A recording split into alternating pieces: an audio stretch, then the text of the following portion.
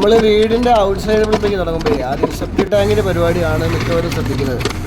ചില ആൾക്കാർ മാൻപവർ കൊണ്ട് ഉപയോഗിക്കാറുണ്ട്. നമ്മളിവിടെ ഹിറ്റാച്ചിയാണ് ഉപയോഗിക്കുന്നത്. ഹിറ്റാച്ചിയിൽ ചെയ്യുമ്പോൾ വളരെ എളുപ്പത്തിൽ നമുക്ക് ചെയ്ത് മാറ്റാൻ പറ്റുന്നതുകൊണ്ടാണ്. ഹിറ്റാച്ചി ചെയ്തിട്ട് നമുക്ക് തറ ഒരുക്കുമ്പോഴാണ് ഏറ്റവും കൂടുതൽ ശ്രദ്ധിക്കുന്നത്. കാരണം തറ കറക്റ്റ് ലെവലായിട്ട് സെറ്റ് ചെയ്ത് വെച്ചില്ല എന്നുണ്ടെങ്കിൽ എന്ത് ചെയ്യും, സെപ്റ്റിക് ടാങ്ക് തിരിഞ്ഞു പോയാൽ പണി കിട്ടും. അങ്ങനെ പണി കിട്ടിയ ആരെങ്കിലും ഉണ്ടെങ്കിൽ ഒന്ന് കമൻറ്റ് ചെയ്യണേ.